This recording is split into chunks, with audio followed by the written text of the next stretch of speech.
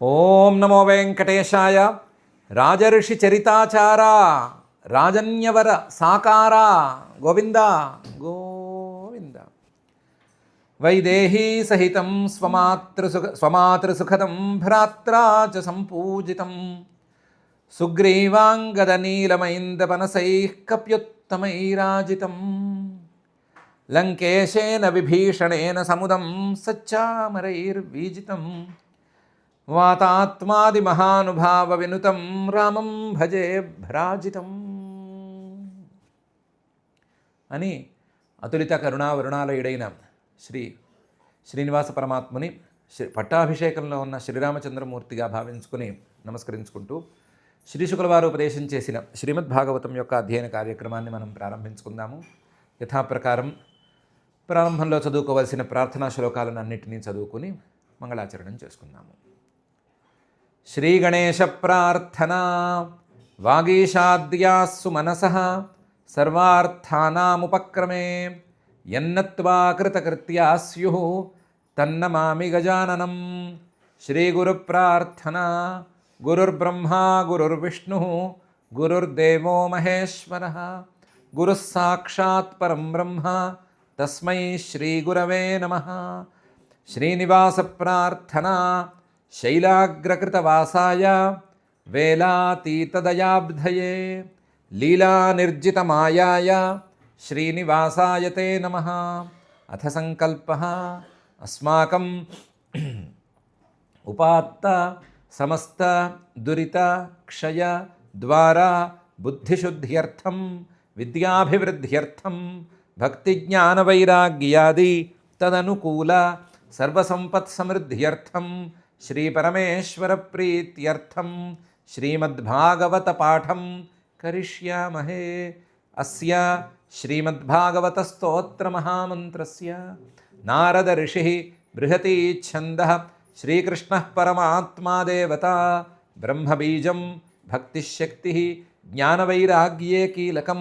అస్మాకం శ్రీమద్భగవత్ప్రసాదసిద్ధ్యర్థే పాఠే వినియోగः ధ్యానం నారాయణాంకరహితాబ్జవికాసశుద్ధం వ్యాసప్రసూతశుకతారకభాసబద్ధం సంసారమూలఘనతామసనాశసిద్ధం స్వాకాశమాశ్రయత భాగవతం సమృద్ధం. శ్రీ గురుభ్యో నమః. భరతుడు శ్రీరాముడికి ఎదురు వెళ్ళాడు. వెళ్ళినవాడు కాళ్ళ మీద పడ్డవాడు లేచి కన్నీళ్లు పెట్టుకుంటూ ఆనంద బాష్పాలతో శ్రీరాముడిని చూశాడు. హృదయమంతా తడిసిపోయింది. హృదయమంతా కూడా ప్రేమతో ఆర్ద్రమైపోయింది.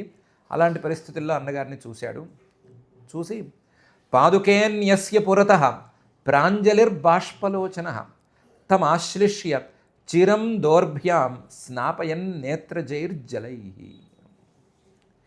పాదుకేన్యస్య పురతః, తాను తెచ్చిన 2 పాదుకల్ని ఆయన పాదాల ముందు ఉంచాడు. ఇదో నీ దగ్గర నుంచి తీసుకెళ్ళిన పాదుకలు, ఇదో ఈ పాదుకలనే పెట్టుకుని నేను ఇంతకాలం రాజ్యం చేశాను. ఇవి చక్రవర్తిగాను నేను రాజప్రతినిధిగాను ఉండి రాజ్యం చేశాను. వాటిని మళ్ళీ నీ పాదాలకి తొడుగుతున్నాను. అంటే ఈ రాజ్యాధికారాన్ని మళ్ళీ తిరిగి నీకు అప్పగిస్తున్నాను అని చెప్పి పాదుకల్ని సమర్పించాడు. పాదుకేన్యస్య పురతః. తాను ప్రాంజలి 2 చేతులు జోడించాడు. బాష్పలోచన, కన్నీళ్లు ధారాపాతంగా కారుతున్నాయి. ఆనంద బాష్పాలు. అమ్మయ్య నా బాధ్యత తీరింది. అమ్మయ్య మా అన్నగారు తిరిగి వచ్చాడు. అమ్మయ్య మా అన్నగారికి మళ్ళీ నేను రాజ్యాన్ని తిరిగి ఇవ్వగలిగాను. అమ్మయ్య మా అన్నగారికి మళ్ళీ అధికారాన్ని నేను కట్టబెట్టగలిగాను అనే ఆనందంతో బాష్పాలు కారిపోతున్నాయి. అలా కారిపోతూ ఉండగా తమ ఆశ్లిష్య రాముణ్ణి గట్టిగా కౌగలించుకున్నాడు. చిరం, వాళ్ళు కౌగలింతని వదిలిపెట్టలేదు. చాలా కాలం పాటు అలాగే ఉంచుకున్నారు. దౌర్భ్యాం, 2 భుజాలతోనూ గట్టిగా ఒకళ్ళనొకళ్ళు గట్టిగా కావిటేసుకున్నారు. దౌర్భ్యాం స్నాపయన్ నేత్రజైర్జలైః. భరతుడైతే తన కన్నీళ్లతో రాముణ్ణి తడిపేశాడు. అంతగా అన్నగారి మీద ప్రేమను కురిపించాడు. పాదుకేన్యస్య పురతః ప్రాంజలిర్బాష్పలోచనః తమాశ్లిష్య చిరందోర్భ్యాం స్నాపయన్ నేత్రజైర్జలైః. సరిగ్గా సేమ్ థింగ్ రాముడు కూడా చేశాడు.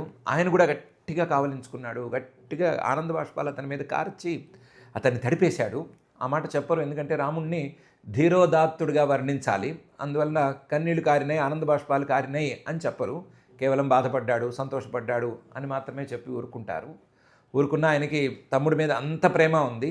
తమ్ముడు ఎంత ప్రేమగా కావలించుకున్నాడు, ఈయన కూడా అంతే ప్రేమగా కావలించుకున్నాడు. కావలించుకుని రామో లక్ష్మణ సీతాభ్యాం విప్రేభ్యో ఏర్హసత్తమాః తేభ్య స్వయం నమశ్చక్రే ప్రజాభిశ్చ నమస్కృత. రాముడు లక్ష్మణ సీతాభ్యాం, లక్ష్మణుడు సీత వీళ్ళిద్దరితో కలిసి విప్రేభ్య బ్రాహ్మణులకి ముందు నమస్కరించుకున్నాడు. ఏ అర్హసత్తమాహ తమ వంశంలో వృద్ధులు కులవృద్ధులు ఉంటారు కదా, వాళ్ళు వచ్చిన వాళ్ళలో ఎవరున్నారో చూసి పెద్దవాళ్ళని చూసి పెద్దవాళ్ళకి దండం పెట్టాడు ముందు. తేభ్య స్వయం నమశ్చక్రే, ఇప్పుడు ఆయన కాళ్ళ ముందు అధికారం ఉంది, కాళ్ళ ముందు ఉంది అధికారం. ఇంతకాలం ఆయన చెప్పులు రాజ్యం ఏలినాయి, ఇప్పుడు ఆయనే వచ్చాడు ఆ చెప్పులు వేసుకుని రాజ్యం ఏలటానికి. అంత అహంకారానికి అవకాశం ఉన్నటువంటి కాలం. ఆయన ఏం అహంకరించలేదు. తేభ్య స్వయం నమశ్చక్రే, తానే ఒక్కొక్కళ్ళ దగ్గరికి వెళ్ళి పలకరించి దండం పెట్టాడు. ప్రజాభిశ్చ నమస్కృత, ప్రజలందరూ ఆయనకి నమస్కారం పెడుతున్నారు. కానీ ఆయన మాత్రం తనకంటే పెద్దవాళ్ళని, వంశవృద్ధుల్ని, బ్రాహ్మణుల్ని వీళ్ళందరినీ చూసి దండం పెట్టి వస్తున్నాడు.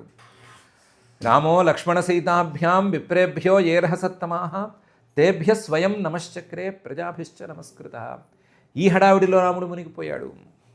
ఈ లోపల ధున్వంత ఉత్తరాసంగాన్ పతిం వీక్ష్య చిరాగతం ఉత్తరా కోసలా మాల్యై కిరంతో నృతుర్ముదా.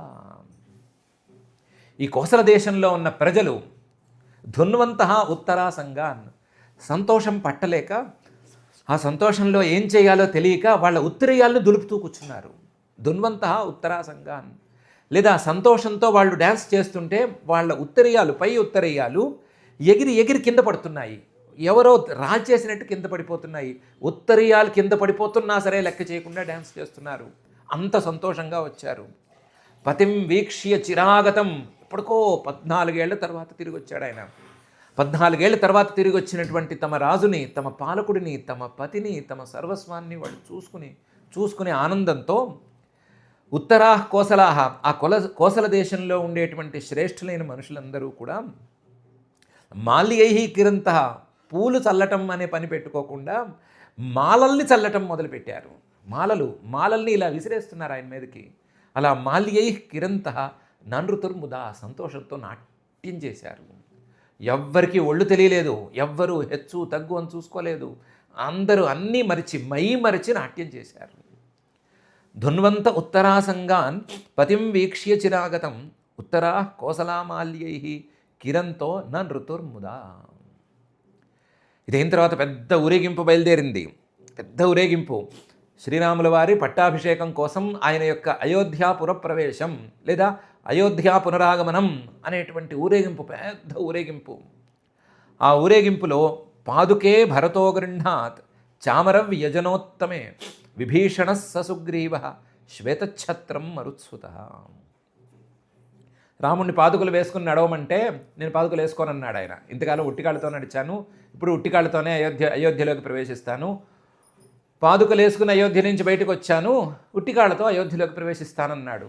దాంతో పాదుకే భరత అగృహ్ణాత్, భరతుడు ఆ 2 పాదుకల్ని తాను తీసుకున్నాడు. ఇంతకాలం 14 ఏళ్ళు తానే కదా ఆ పాదుకల్ని పూజిస్తూ వచ్చాడు, అందుకని ఆయన తీసుకున్నాడు. విభీషణుడు సుగ్రీవుడు, విభీషణుడు లంకకి అధిపతి, సుగ్రీవుడు కిష్కింధకి అధిపతి, వీళ్ళిద్దరూ కూడా చామర వ్యజనోత్తమే. విభీషణుడేమో చామరం తీసుకున్నాడు, సుగ్రీవుడేమో వ్యజనం విసినికర్ర తీసుకున్నాడు. చామరం అంటే ఒక కర్ర లాంటిది లేదా హ్యాండిల్ లాంటిది ఉంటుంది. దాని చివరన చమరీ మృగం అని ఒక రకమైన మృగం, ఆ మృగం తాలూకు తోకలో ఉండే వెంట్రుకలు, అందమైన వెంట్రుకలు, వాటిని అమరుస్తారు. అది ఒక రాజలాంఛనం ప్లస్ గాలి కూడా చక్కగా వస్తుందంటారు. ఆ చామరాన్ని ఈయన తీసుకున్నాడు. మిగతా వాళ్లతో, రాక్షసులతో, చామరాలతో సత్కరింపబడవలసినటువంటి విభీషణుడు తాను చామరం తీసుకుని రాముడికి పక్కన నుంచున్నాడు. సుగ్రీవుడేమో విసినికర తీసుకుని విసురుతూ కూర్చున్నాడు. శ్వేతఛత్రం మరుత్సుత, ఎలాగూ ఈయనకి పరమభక్తుడు, శ్రీరాముడికి పరమభక్తుడు, ఆయన మరుత్సుత ఆంజనేయ స్వామి, ఆయనేమో తెల్లటి ఛత్రం, చక్రవర్తుల యొక్క అధికార చిహ్నంగా ఉండేటువంటి శ్వేతఛత్రం, దాన్ని పట్టుకున్నాడు. తెల్లటి గొడుగు ఎవరు పడితే వాళ్ళు వాడకూడదంటారు. తెల్లటి గొడుగు వాడటానికి మిగతా వాళ్ళకి అధికారము లేదు, అనుమతి లేదు. మిగతా వాళ్ళ నలుపు ఎరుపు ఇలాంటివి చూసుకోవాలి. ఏదో మ్యాచింగ్ వస్తుంది కదా అని చెప్పి తెల్ల గొడుగు వాడటానికి వీల్లేదు. శ్వేతఛత్రం అనేది అధికార చిహ్నం. అధికార చిహ్నంగా ఉండే ఆ శ్వేతఛత్రాన్ని ఈయన పట్టుకున్నాడు, ఆంజనేయ స్వామి పట్టుకున్నాడు. పాదుకే భరతో గృహ్ణాత్ చామర వ్యజనోత్తమే విభీషణ ససుగ్రీవ శ్వేతఛత్రం మరుత్సుత ధనుర్నిషంగాన్ శత్రుఘ్న సీతాతీర్థకమండలు అభిభ్రదంగద ఖడ్గం హైమం చర్మ రిక్షరాట్ నృప. ఊరేగింపు మొదలైంది కదా.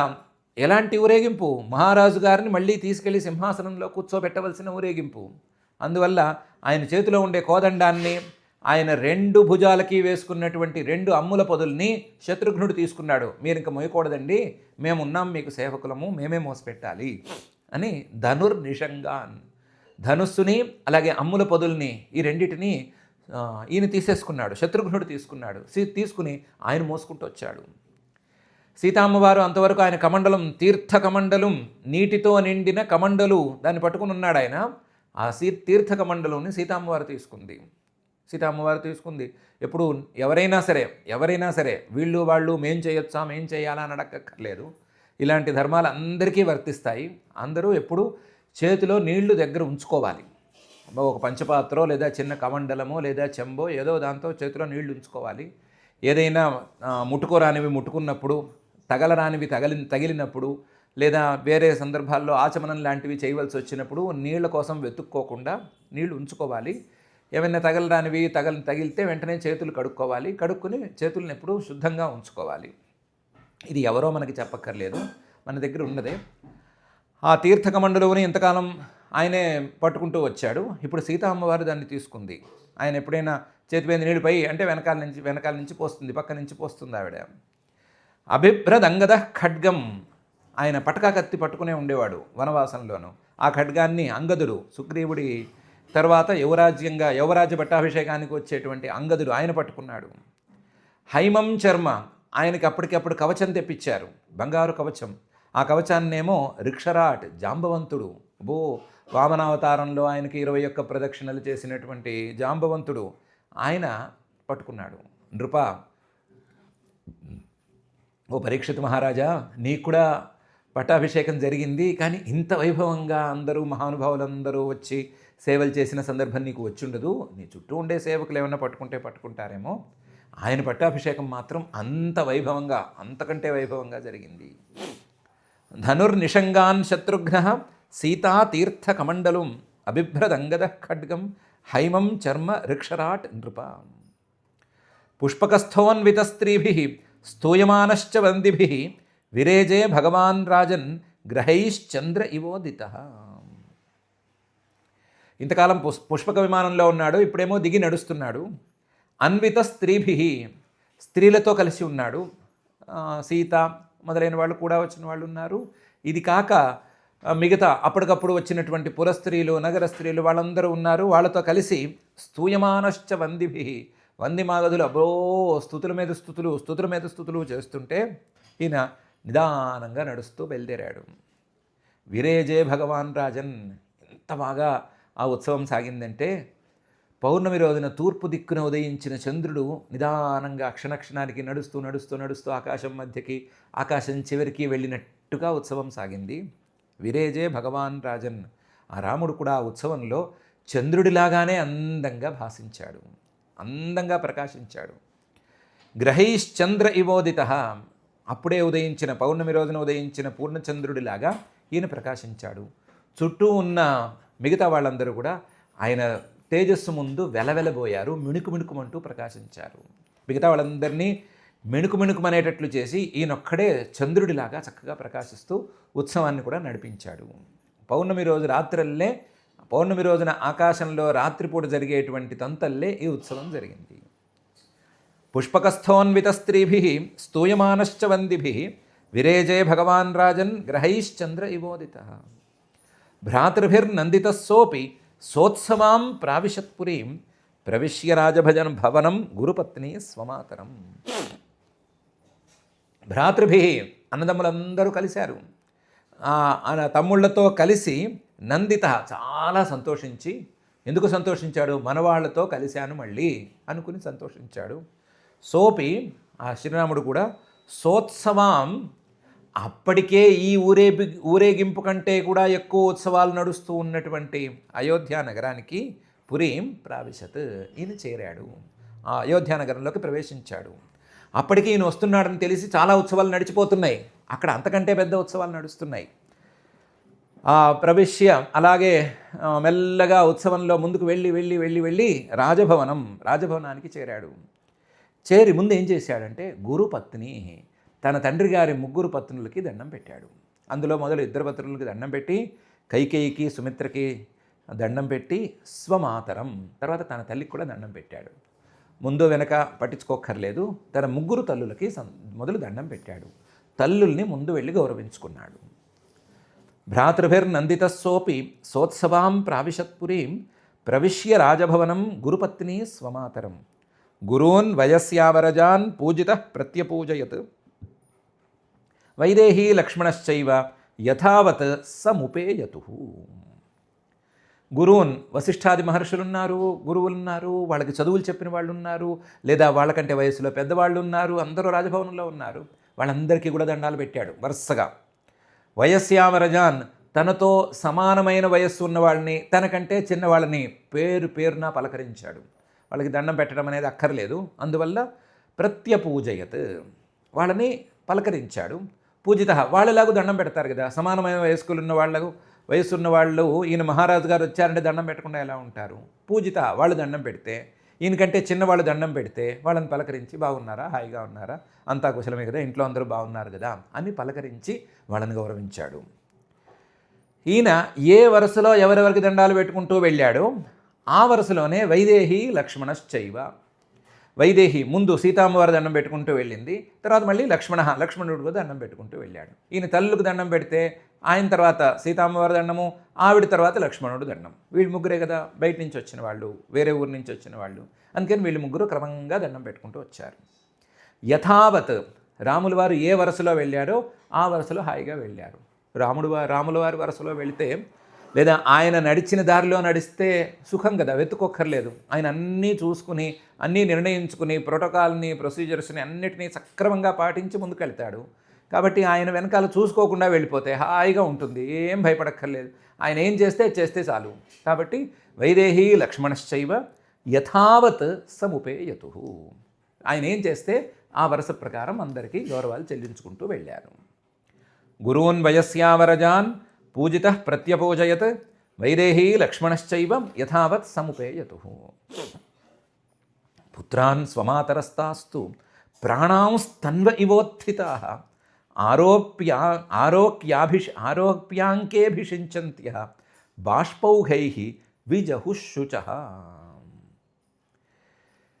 పుత్రాన్, వచ్చిన వాళ్ళు పిల్లలు కదా. ఒకటేంటంటే పాపం రాముడు వనవాసం చేశాడు, ఆయనతో పాటు లక్ష్మణుడు వనవాసం చేశాడు, వీళ్ళిద్దరూ వనవాసం చేశారు. వీళ్ళిద్దరూ మాత్రమే కాకుండా భరతుడు, శత్రుఘ్నుడు వాళ్ళు కూడా దాదాపు వనవాసం అంతా చేశారు. వాళ్ళు కూడా రాజ్యంలోకి రాలేదు. ఈ 14 ఏళ్లలో కొంతకాలం తండ్రి గారి కోసం వచ్చిన కాలం తీసేస్తే మిగతా కాలం లేరు, వాళ్ళు కూడా లేరు. దాంతో 4 పిల్లలు వచ్చింది మళ్ళీ ఇప్పుడే అని స్వమాతర, వాళ్ళ తల్లులు తాంస్తు ప్రాణాన్, వాళ్ళేమో ఆ పిల్లలేమో తల్లులకేమో ప్రాణాలు. పాపం కైకేయి అయినా మిగతా వాళ్ళ విషయంలో ఎలా ఉన్నా తన పిల్లవాడి విషయంలో ఆవిడే తల్లే. తన పిల్లవాడి విషయంలో ఆవిడ చాలా మంచిది, గొప్పది కూడాను, గొప్ప తల్లి. తన పిల్లవాడు రాజ్యంలో కూర్చోవాలి అనేటువంటి అభిప్రాయంతో ఉంది. కాకపోతే ధర్మాధర్మాలు చూసుకోలేదు, ఉచ్చావచాలు చూసుకోలేదు అనేది తప్పు. తన పిల్లవాడు సింహాసనంలో కూర్చోవాలి అనే ఆ తల్లి కోరికలో తప్పేం లేదు. తన పిల్లవాడంటే ఆవిడకున్నటువంటి ప్రేమ నిజం. ధర్మం మీద శ్రద్ధ తక్కువ, సంప్రదాయం మీద శ్రద్ధ తక్కువ అనేది తప్పు.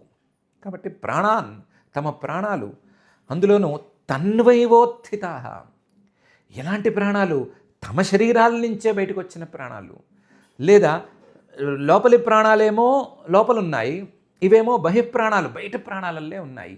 శరీరం నుంచి బయటకు వచ్చిన ప్రాణాలల్లే ఈ పిల్లలున్నారు. ఆ పిల్లల్ని చూసిన వెంటనే వాళ్ళు తబ్బిబ్బైపోయారు.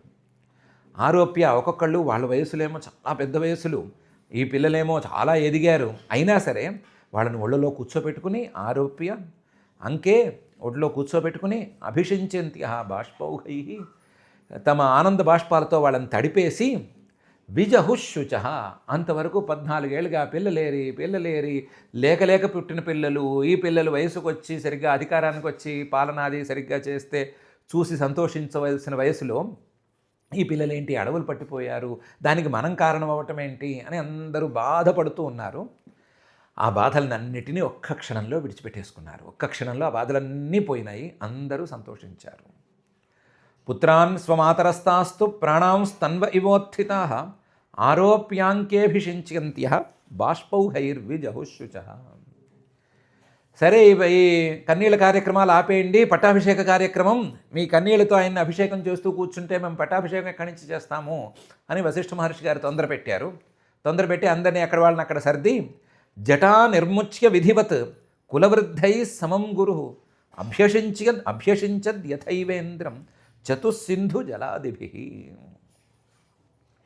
ముందుగా ఆయనకి పట్టాభిషేకం చేయాలి అంటే ఏం చేయాలి?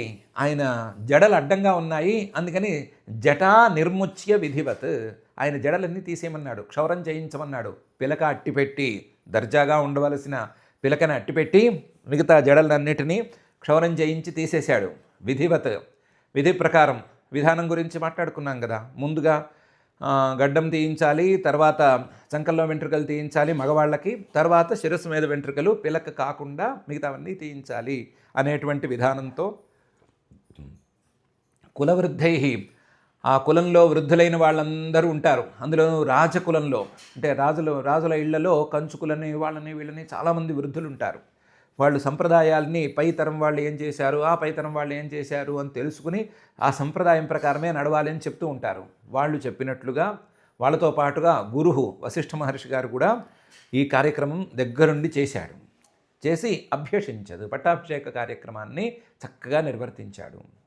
యథైవేంద్రం, ఎంత బాగా చేశారంటే వశిష్ఠ మహర్షి గారు, లేదా ఎంత బాగా ఆ పట్టాభిషేక కార్యక్రమాన్ని చేశారంటే, ఇంద్రుణ్ణి ముల్లోకాలకి అధిపతిగా సింహాసనం మీద కూర్చోబెట్టి అభిషేకం చేసినప్పుడు ఎంత స్థాయిలో చేశారో అంత స్థాయిలో చేశారు. దానికోసం అబ్బో ఎన్ని సంభారాలను తెప్పించారో. చివరికి రోజు మారకుండా చతుస్సింధు జలాదిభి, 4 సముద్రాల నుంచి నీళ్లు తెప్పించేశారు. మరి ఎక్కడో అయోధ్యలో ఉన్న వాళ్ళకి సముద్ర జలాలు ఎక్కడి నుంచి వస్తాయి? అందులో రాత్రి మారకుండా ఎలా వచ్చేస్తాయి? తెల్లవారేసరికి ఎలా వచ్చేస్తాయి అంటే ఉన్నారు కదా, ఇంతవరకు సీతాన్వేషణంలోనూ అక్కడ ఇక్కడ సహాయపడినటువంటి కోతులు, వానరులు ఉన్నారు కదా, ఆ వానరులు రాత్రికి రాత్రి వెళ్ళి తెచ్చేశారు. సుగ్రీవుడు ఉన్నాడు, ఆయన ఆజ్ఞ వేస్తే మాట చల్లకపోవటం లేదు, సుగ్రీవాజ్ఞ అని పేరు దానికి. ఆయన ఆజ్ఞ వేశాడు, రాత్రికి రాత్రి మొత్తం వెళ్ళి వీళ్ళు ఒక్క ఎగిరేసి ఎక్కడికి వెళ్ళమంటే అక్కడికి వెళ్ళి ఆ నదీ జలాల్ని ఆ పుణ్య జలాల్ని తీసుకొచ్చి పెట్టేసేసారు. దాంతో చతుస్సింధు జలాదిభి, 4 సముద్రాల నీళ్ళేంటి, గంగా కృష్ణ కావేరి లాంటి నదుల నీళ్ళేంటి, అన్ని పవిత్ర జలాలని తీసుకొచ్చి మన్నాడు అభిషేకం చేసేశారు. జటా నిర్ముచ్య విధివత్ కులవృద్ధై సమంగురు అభ్యషించద్ యథైవేంద్రం చతుస్సింధు జలాదిభి. ఏవం కృతశిరస్నాన సువాసా స్రగ్వ్యలంకృత స్వలంకృతై సువాసోభి భ్రాతృభిర్భార్యయా బభౌ. మన్నాడు పొద్దునే పట్టాభిషేకం అన్నారు, ఆలస్యం చేయకూడదు, అరాచకంగా ఉండకూడదు రాజ్యం. ముహూర్తాలు ఎప్పుడో గురుబలం ఆ బలం ఈ బలం అని ఉపనయనాలకి వాటికి ఆలస్యం చేసినట్టు పట్టాభిషేకాలకు ఆలస్యం చేయకూడదు. అందువల్ల వెంటనే పెట్టేసి మన్నాడు పట్టాభిషేకం అన్నారు. మన్నాడు పొద్దున్నే లేపేసి ఆయనకి తలంటి పోశారు. 14 ఏళ్ళుగా పాపం తలంటి అనే మాట ఎరగడు. అడవిలో నూనె శనగపిండి అవి దొరకమంటే ఎక్కడ దొరుకుతాయి? పైగా వనవాస నియమాల్లో అభ్యంగనం అనేది నిషిద్ధం. అందుకని తలంటి లేదు, ఏమీ లేదు 14 ఏళ్ళుగా. ఆ రోజు ఆయనకి మళ్ళీ కూర్చుని మొత్తం ఒళ్ళంతా నూనె రాసి తలంటి పోశారు, అభ్యంగనం అనే మాట చేశారు. ఏవం కృత శిరస్నాన, తలంటి పోసుకుని, సువాసాహ మంచి బట్టలు కట్టారు, శరగ్వి మంచి మాలలేశారు, అలంకృత మిగతా అలంకారాలన్నీ చేశారు, స్వలంకృతై సువాసోభిర్భ్రాతృభి, వట్టి ఈయనకే కాదు ఆయన తమ్ముళ్ళకు కూడా చేశారు. లక్ష్మణుడికి ఇంత చేశారు, భరతుడికి శత్రుఘ్నుడికి అందరికీ తలంట్లు పోశారు, అందరికీ మంచి బట్టలు కట్టారు, అందరికీ మాలలేశారు, అందరికీ అలంకారాలు చేశారు. అలా చేస్తేనే ఈయన పట్టాభిషేకానికి వస్తానన్నాడు. అలా స్వలంకృతై సువాసోభి భ్రాతృభి, తన తమ్ముళ్ళు కూడా తనలాగానే మొత్తం తయారైతే వాళ్ళతో కలిసి పట్టాభిషేక కార్యక్రమానికి వచ్చాడు. సరే, భార్య ఎలాగో పట్టాభిషేకానికి రావాలి. భార్య లేనిదే పట్టాభిషేకం జరగదు. భార్య పక్కన కూర్చుంటేనే పట్టాభిషేకం. భార్య లేకుండా పట్టాభిషేకం అంటే కేవలం వ్యవహారం కోసం అనుకోవాలి. నిజమైన ధార్మికమైన పట్టాభిషేకంలో మహారాణి కూడా పక్కన ఉండాలి. కాబట్టి ఆవిడ వచ్చింది. ఆవిడ కూడా మరి శిరస్నానం చేయాల్సిందే, ఆవిడ కూడా మంచి బట్టలు కట్టుకోవాల్సిందే, మాలలు వేసుకోవాల్సిందే, ఆభరణాలు, అలంకారాలు, ఇంకా ఆవిడకి ఇంకా ఎక్కువ కూడా జరగాల్సిందే. అవన్నీ చేసుకుని ఆవిడ కూడా వచ్చింది. వస్తే వాళ్ళతో కలిసి ఈయన ఇంకా అందంగా తయారయ్యాడు. సహజంగానే నల్లని అందగాడు. వీళ్ళందరూ అందంగా తయారయ్యి వచ్చేసరికి ఇంకా అందంగా కనిపించాడు. ఏవం కృత శిరస్నాన సువాసాస్రగ్వియలంకృత స్వలంకృతై సువాసోభి భ్రాతృభిర్భార్యయా బభౌ. అక్కడ దాకా వచ్చాడు, సింహాసనం దాకా వచ్చాడు. సైలెంట్గా ఒక్క క్షణం నుంచున్నాడు. అగ్రహీదాసనం భరాత్ర ప్రణిపత్య ప్రసాదిత ప్రజా స్వధర్మనిరతా వర్ణాశ్రమ గుణాన్వితా జుగోప పితృవద్రామ మేనిరే పితరంచతం.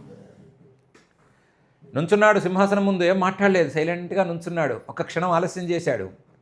వెంటనే భరతుడికి అర్థమయ్యి ప్రణిపత్య కాళ్ళ మీద పడి దండం పెట్టి, నా తల్లి నా కోసం అడిగినటువంటి రాజ్యాన్ని మళ్ళీ నీకు ఒప్పచెప్పేస్తున్నాను, నువ్వు దయచేసి తీసుకుని సింహాసనంలో కూర్చో అని మళ్ళీ ప్రార్థించాడు.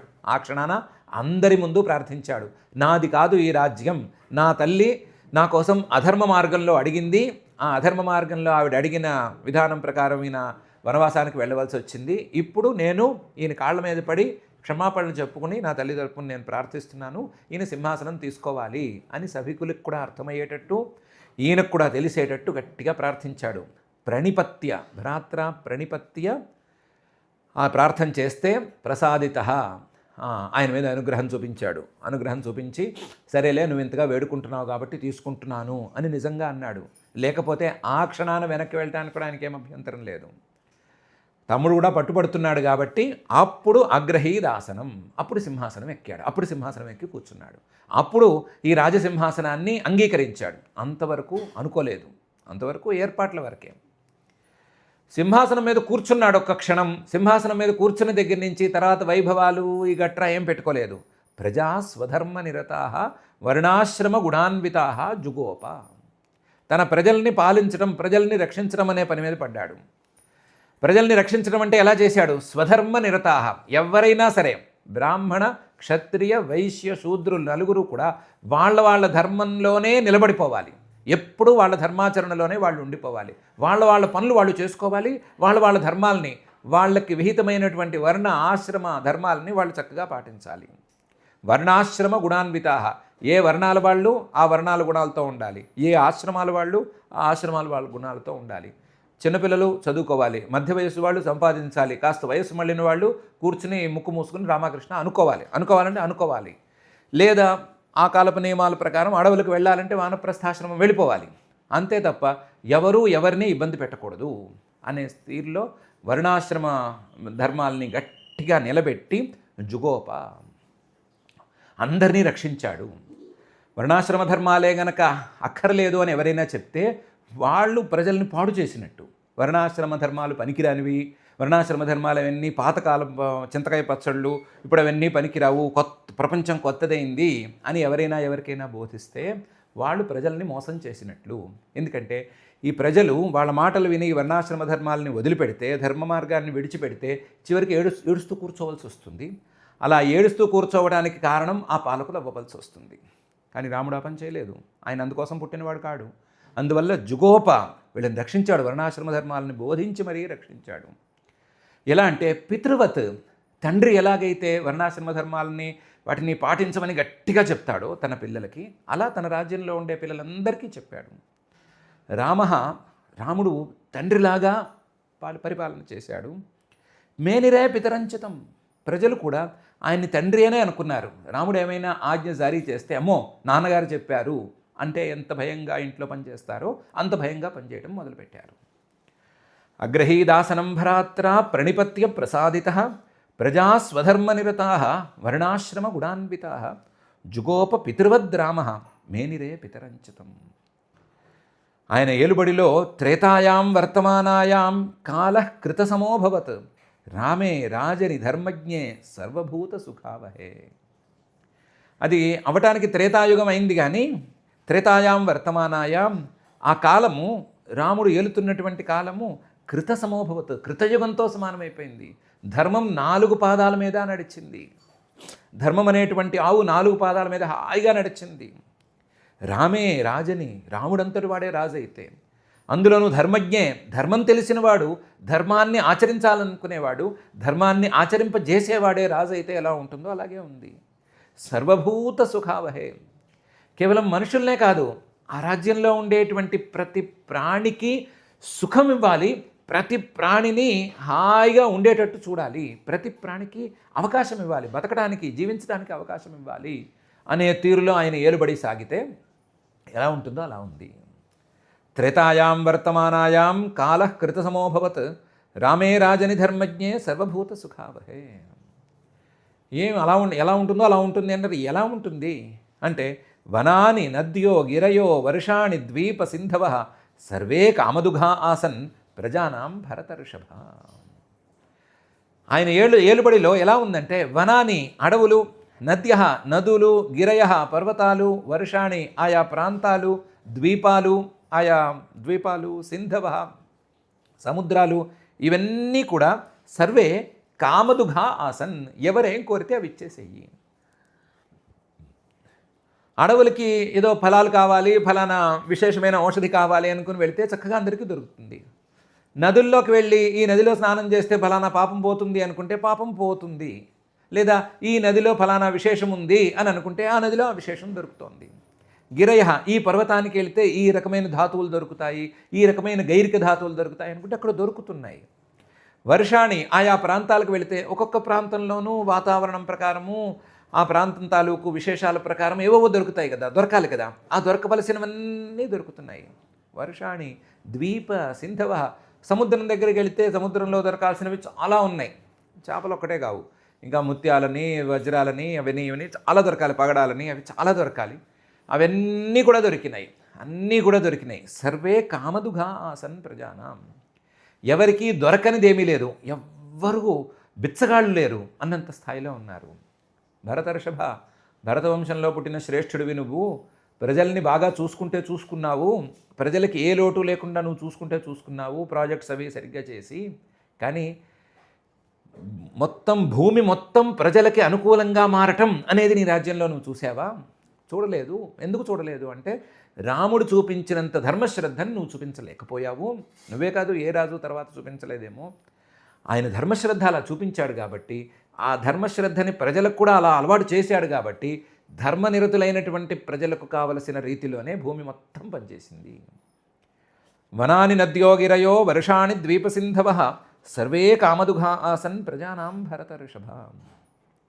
నాధి వ్యాధి జరా గ్లాని దుఃఖ శోక భయక్లమా మృత్యశ్చానిచ్చతాం నాసీత్ రామే రాజన్యధోక్షజే. ఎవ్వరూ రాముడి రాజ్యంలో ఎవ్వరూ మానసికమైనటువంటి బాధలతో బాధపడలేదు. న ఆధి న వ్యాధి, ఎవ్వరికీ రోగాలు రాలేదు. న జర, ఎవరికి ముసలితనం రాలేదు. ఎవరిని అడిగినా సరే ఐఆమ్ 80 years old యంగ్ అని ఏదో వెరైటీ డైలాగ్స్ కొడతారు కదా, అలా కొడుతున్నారు అందరూ. 80 years యంగ్ అనాలో ఏదో అనాలి. జర గ్లానిహి, ఎవ్వరూ కూడా మొహం మార్చుకుని కూర్చోవట్లేదు. ఎవ్వరికి కూడా దుఃఖం అనేది లేనే లేదు. ఎవరు ఏడవరు, శోకం లేదు, ఎవరికి భయం లేదు. ఎవరు ఎంత పనిచేసినా సరే శ్రమ అని అనుకోవటం లేదు, ఉత్సాహంగా పనిచేస్తూనే ఉన్నారు. నాధి వ్యాధి జర గ్లాని దుఃఖ శోక భయక్లమాహ. మృత్యు, మరణం అనేదే దాదాపుగా లేదు. అనిచ్చతాం నాసీత్, ఎవరైనా సరే మరణాన్ని కోరుకోకపోతే, నాకు ఇప్పుడు మరణం వద్దు అనుకుంటే ఆ మృత్యు కూడా కొన్నాళ్ళు ఆగింది, అక్కడ ఆగింది. పోన్లే వీడు కోరుకున్నప్పుడే వెళదానులే, ఎప్పుడో వీడికే పిలుస్తారు కదా అప్పుడు వెళదానులే అని మృత్యువే వెయిట్ చేసి కూర్చుంది. రామేన్ రాజని, రాముడంతటి వాడు రాజ్యం చేస్తుంటే అధోక్షజే, ఇంద్రియాల యొక్క ప్రభావానికి ఏమాత్రం స్కోప్ ఇవ్వకుండా, అవకాశం ఇవ్వకుండా, ఇంద్రియాల ప్రభావాన్ని తొక్కేసి కేవలం ధర్మప్రధానంగా ఆయన రాజ్యం చేస్తుంటే ఇలా జరగకుండా ఎలా ఉంటుంది అని శ్రీ శుకుల వారు అంటున్నారు. నాధివ్యాధిజరాగ్లాని దుఃఖశోకభయక్లమాః మృత్యుశ్చానిచ్ఛతాం నాసీద్ రామే రాజన్యథోక్షజే. ఏకపత్నీవ్రతధరः రాజర్షిచరితశుచిः స్వధర్మం గృహమేధీయం శిక్షయన్ స్వయమాచరత్. ఏకపత్ని వ్రతధరః, ఏకపత్ని వ్రతాన్ని పట్టుకున్నాడు. వీళ్ళ నాన్నగారికే ఏకపత్ని వ్రతం లేదు, ఆయనకి 3 భార్యలు ఉన్నారు. రాజులకి ఆ నియమం లేదు. పాలకులకి రకరకాల కారణాలతో బహుపత్ని వ్రతం అనేది వస్తుంది. రాజానో బహువల్లభాః అని ఒక న్యాయం. రాజులకి రకరకాల కారణాలతో, రాజకీయ కారణాలతో పాటుతో వాళ్ళతో వీళ్ళతో సంబంధాలు ఏర్పరచుకోవాల్సి వస్తుంది. అందుకని వాడు మన మీద యుద్ధానికి వస్తున్నాడు, ఎందుకు వచ్చిన గోలా, వాడి పిల్లని మనం చేసేసుకుంటే మామగారు కాబట్టి మన మీదకి యుద్ధానికి రాకుండా ఉంటాడు అనే ఆలోచనతో కూడా పెళ్ళిళ్ళు చేసుకోవాల్సి వస్తుంది. ఇంకా రకరకాల కారణాలు, వీళ్ళ పర్సనల్ కారణాలు ఉండొచ్చు, రాజకీయాలు ఉండొచ్చు, వేరువేరు కారణాలు ఉండొచ్చు. వాటి వల్ల చాలామందిని పెళ్ళిళ్ళు చేసుకోవటం అనేది వీళ్ళ పైతరాల్లో కూడా ఉంది. కానీ ఈయన మాత్రం ఆ నియమాన్ని పెట్టుకోలేదు. ఏకపత్ని వ్రతధరః, ఒకే పత్నిని పట్టుకున్నాడు. రాజర్షి చరిత, రాజుల్లో ఋషులుంటే ఎలా నడుచుకుంటారో అలా నడుచుకున్నాడు. రాజై ఉండి కూడా ఋషిలాగా బతికాడు. రాజర్షి చరిత, ఈయన పూర్వజుడు మనువు గారున్నారు రాజర్షి. ఆయన తర్వాత వచ్చిన వాళ్ళు చాలామంది, ఇక్ష్వాకువు, దిలీపుడు, వాళ్ళు వీళ్ళు చాలామంది ఉన్నారు రాజర్షులు. వాళ్ళు ఎలా నడుచుకున్నారో అలా నడుచుకున్నాడు. రాజర్షి చరిత, శుచి, పవిత్రంగా బతికాడు. స్వధర్మం గృహమేధీయం, తాను ధర్మాచరణ చేస్తున్నాడు. గృహమేధీయం, గృహస్థాశ్రమంలో ఉండి ఎలా నడుచుకోవాలో అలా నడుచుకుంటున్నాడు. శిక్షయన్ స్వయమాచరత్, తాను ఆచరిస్తూ 10 మందికి ఆదర్శంగా ఉంటూ 10 మందికి చెబుతూ ఎవరు కూడా ఆయన్ని వేలెత్తి చూపకుండా జాగ్రత్తగా నడుచుకున్నాడు. ఏకపత్ని వ్రతధరో రాజర్షి చరితశుచి స్వధర్మం గృహమేధీయం శిక్షయన్ స్వయమాచరత్. ప్రేమ్ణానువృత్యాశీలేన ప్రశ్రయావనతా సతి భియా హ్రియా చ భావజ్ఞ భర్తు సీతాహరన్ మనః. ఈయనకి ఏకపత్ని వ్రతం అనేది ఎంత వ్రతమో, ఈయన్ని సంతోషపెట్టడం అనేది ఆవిడ యొక్క వ్రతం. ఈయన్ని ఎప్పుడు సంతోషపెట్టింది. ఎలా? ప్రేమతో, అనువృత్య, ఆయన అడుగు వేస్తే ఆయన అడుగులో అడుగు వేస్తూ ఉండటం ద్వారా, శీలేన ఆవిడ యొక్క స్వభావం, ప్రశ్రయ ఆవిడ యొక్క వినయం, అవనత ఆవిడ యొక్క వంగి ఉండేటువంటి స్వభావం, అణిగి ఉండేటువంటి స్వభావం, ఆ స్వభావంతో ఉంటూ, భియా భయంతోనూ, అయ్యో పొరపాటున తప్పు చేస్తానేమో, నేనేమైనా తప్పు చేస్తే ఆయన మనసు కష్టం కలుగుతుందేమో అనే భయంతో, హ్రియ, అయ్యో నేను చేసేది ఎంత, మహాపతివ్రతలు అనసూయ లాంటి మహానుభావుల యొక్క పాతివ్రత్యం ముందు నాదెంత అనేటువంటి సిగ్గుతోనూ, భావజ్ఞా భర్త నోరు విప్పి ఏమీ చెప్పకపోయినా సరే ఆయన మనసులో ఉండేటువంటి భావాన్ని తానే ముందు తెలుసుకుని దాని ప్రకారం నడుచుకుని ఆ సీతామహాతల్లి అహరన్ మనః, ఆయన మనస్సుని చూరగొంది, ఆయన అభిమానాన్ని చూరగొంది. ప్రేమ్ణానువృత్యాశీలేన ప్రశ్రయావనతా సతి భియా హ్రియా చ భావజ్ఞ భర్తు సీతాహరన్ మనః అని శ్రీ శుక్లవారు చెప్తున్నారు. దీంతో 56 శ్లోకాలున్న శ్రీరామచరితంలోని 10వ అధ్యాయం ఇక్కడికి పూర్తయిపోయింది. 10వ అధ్యాయం 9వ స్కంధంలోని 10వ అధ్యాయం పూర్తయింది. ఈ అధ్యాయంలో రామావతారాన్ని చెప్తానని మొదలుపెట్టి ఆ రామావతారాన్ని సంక్షిప్త శ్లోకాలతో చెప్పి ఆ రామావతారంలో రావణ వధ వరకు సంక్షిప్తంగా కొంచెం చెప్పి అక్కడి నుంచి విస్తృతంగా చెప్పుకుంటూ వచ్చి అక్కడి నుంచి వివరంగా 23వ శ్లోకం నుంచి 56వ శ్లోకం వరకు విస్తారంగా చెప్పుకుంటూ వచ్చి, విస్తారంగా వర్షాలు పడ్డట్టుగా విస్తారంగా ఆయన వర్ణన చేసుకుంటూ వచ్చి, ధర్మము దాని బలము, అధర్మము దానివల్ల వచ్చినటువంటి కష్టము, ధర్మప్రధానమైనటువంటి రాజ్యాన్ని స్థాపన చేయటానికి పరమాత్మ ఎలా దిగాడు, దిగి తన ధర్మాచరణ చేస్తూ జోషయేత్ సర్వకర్మాణి విద్వాన్ యుక్త సమాచరన్ అన్నట్లుగా తాను ధర్మాచరణ చేస్తూ మిగతా వాళ్ళని ఆ ధర్మాచరణ చేయటానికి ఎలా ప్రోత్సహించాడు అనేటువంటి విషయాల్ని చాలా చక్కగా వర్ణించారు. శ్రీరామ అయోధ్యాగమనాన్ని అయితే చాలా అద్భుతంగా వర్ణించారు. ఇంతకంటే గొప్పగా ఆ మహానుభావుడు వర్ణించి ఉండొచ్చు కానీ కవి కోకిల గారు వర్ణించి ఉండొచ్చు కానీ ఈయన కూడా చక్కగానే వర్ణించాడు. పట్టాభిషేకాన్ని వాటిని కూడా చక్కగా వర్ణించి ఈ రామావతార చరిత్రలో ఉండేటువంటి ఈ భాగాన్ని పూర్తి చేశారు. ఇందులో మనం అర్థం చేసుకోవాల్సిన విషయాలు చాలానే ఉన్నాయి. ఎవరి బాధ్యతలు, ఎవరికున్న పరిమితులు వాళ్ళు తెలుసుకోవాలి. భరతుడు అనేటువంటి తమ్ముడు తన బాధ్యతని, తనకున్న పరిమితిని వాటిని తెలుసుకుని ప్రవర్తించాడు. కాబట్టి ఆయన గొప్పవాడు అని మనం చెప్పుకుంటున్నాము. రాముడు కూడా తన పరిమితులను తాను తెలుసుకున్నాడు. ఒక్కసారి సింహాసనాన్ని నుంచి దూరం అయిన తర్వాత మళ్ళీ ఆ సింహాసనానికి ఎక్కాలి అంటే సరిగ్గా అందరి యొక్క ఆమోదం ఉందా లేదా అని తెలుసుకునే ఎక్కాలి అనేటువంటి పరిమితిని ఆయన చాలా సూక్ష్మంగా గమనించాడు. దాన్ని శ్రీశుకుల వారు ఎత్తిపట్టి మరీ చెప్తున్నారు. ఒక క్షణం ఆగాడు. భ్రాత్ర ప్రణిపత్య ప్రసాదిత తర్వాతే ఎక్కాడు, అంతవరకు ఎక్కలేదు. ఎందుకంటే సింహాసనానికి దూరం అయిపోయిన తర్వాత ఎవరో ఇచ్చారని పరిగెత్తుకుంటూ వెళ్ళిపోయి ముందు నేను సింహాసనం మీద కూర్చుంటాను అని చిన్నపిల్లాటలు చేస్తే, చిన్నపిల్లల్లాగా ఆటలాడితే రాజ్యము ధర్మము ఇవి నిలిచేందుకు అవకాశం ఉండదు. అందువల్ల ఆ పని చేయలేదు. ఆయన కూడా ఆయన పరిమితిని చూసుకునే పై పని చేశాడు. ఆయన సింహాసనం మీద కూర్చోబెట్టిన తర్వాత మాత్రం ఆయన కూర్చున్న తర్వాత మాత్రం ఒకటే పని మీద పెట్టుకున్నాడు. ధర్మం ధర్మం ధర్మం. ఆ ధర్మం అనే పని మీదే నడిపించాడు. ధర్మబద్ధమైనటువంటి పాలనను అందించాడు. ధర్మబద్ధమైన పాలన అంటే ప్రజలు కూడా ధర్మాచరణ చేసేటువంటి పాలన. ప్రజలు రాజుగారిని చూసి రాజుగారి ధర్మాచరణ చేస్తూ ఉంటే ఆయనలాగా మనం కూడా ఉండాలి అని అనుకుని చేసే ధర్మాచరణ. అలాంటి ఆదర్శవంతమైనటువంటి పాలనను ఈయన అందించాడు. ధర్మస్థాపన చేసుకుంటూ వెళ్ళాడు. అందులో ఏ అంశంలోనూ తగ్గలేదు. పెద్దవాళ్ళని ఎలా గౌరవించాలి, తల్లిదండ్రులను ఎలా గౌరవించాలి, అలాగే వయస్సు సమానంగా ఉంటే వాళ్ళని ఎలా గౌరవించాలి, తనకంటే చిన్న వాళ్ళని ఎలా గౌరవించాలి, ఇలాంటి ప్రోటోకాల్స్ని ఎక్కడా కూడా ఆయన మీరలేదు. అందరినీ వారి వారి అర్హతలకు యోగ్యతలకు తగ్గట్లుగానే ఎక్కడికక్కడ గౌరవిస్తూ వచ్చాడు.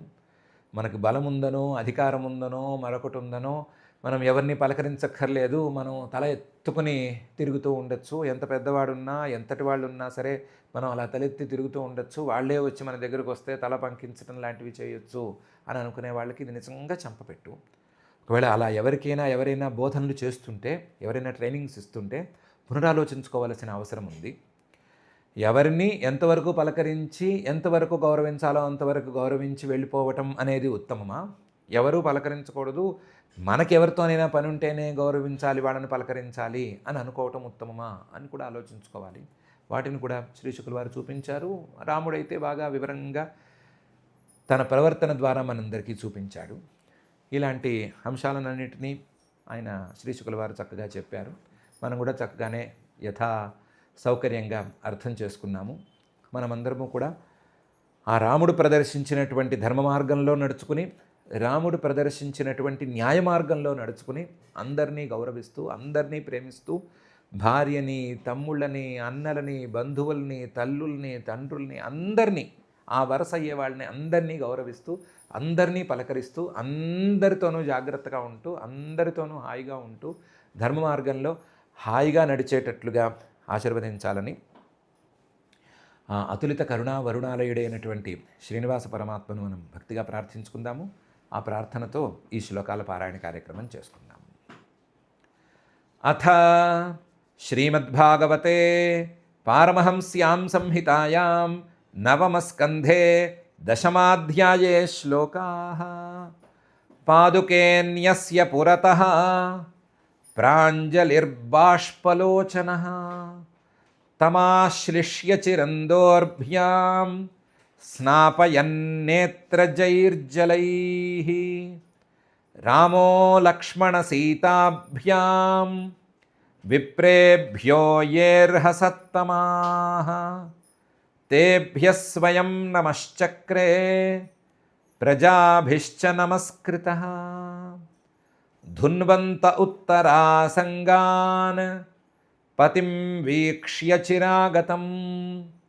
ఉత్తరాః కోసలామాల్యైః కిరంతో న నృతుర్ముదా. పాదుకే భరతో గృహ్ణాత్ చామరవ్యజనోత్తమే. విభీషణः స సుగ్రీవः శ్వేతఛత్రం మరుత్సుతః.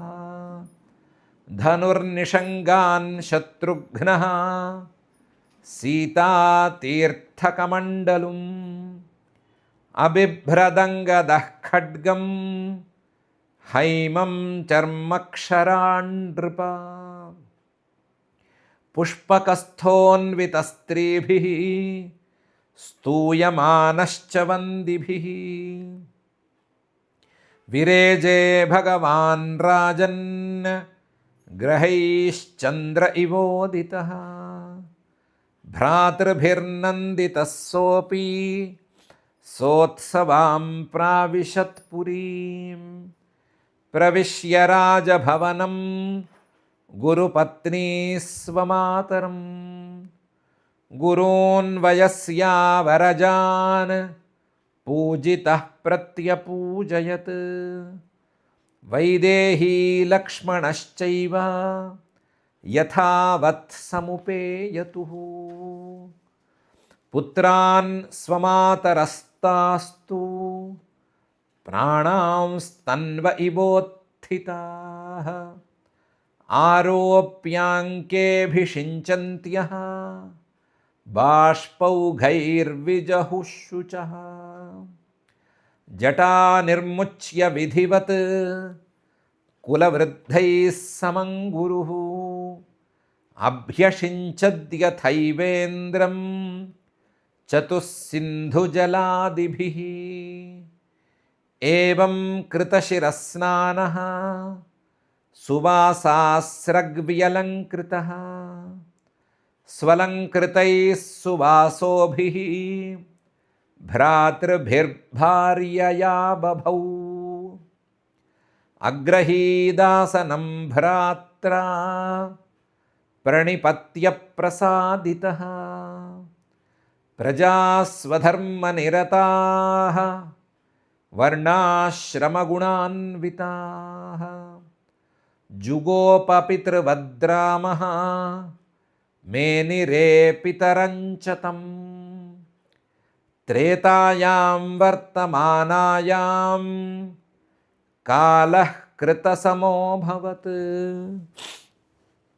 రామే రాజనిధర్మజ్ఞే సర్వభూతసుఖావహే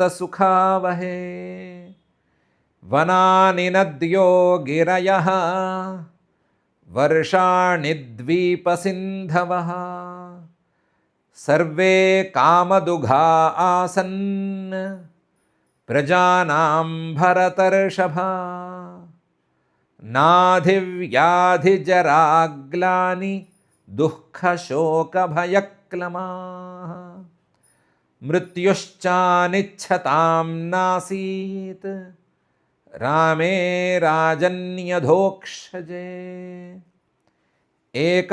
ఏకపత్నీవ్రతధరः రాజర్షిచరితः శుచిः స్వధర్మం గృహమేధీయం శిక్షయన్ స్వయమాచరత్ ప్రేమ్ణానువృత్త్యా శీలేన ప్రశ్రయావనతా సతీ భియా హ్రియా చ భావజ్ఞా భర్తుః సీతాహరన్ మనః ఇతి శ్రీమద్భాగవతే పారమహంస్యాం సంహితాయాం నవమస్కంధే దశమాధ్యాయే శ్రీరామచరితే శ్లోకాః అథ క్షమా ప్రార్థనా యదక్షరపదభ్రష్టం మాత్రాహీనం చ యద్భవేత్ తత్సర్వం క్షమ్యతాం దేవ నారాయణ నమోऽस्तुते అథ భగవత్సమర్పణం కాయేన వాచా మనసేంద్రియైర్వా బుద్ధ్యాత్మనా వా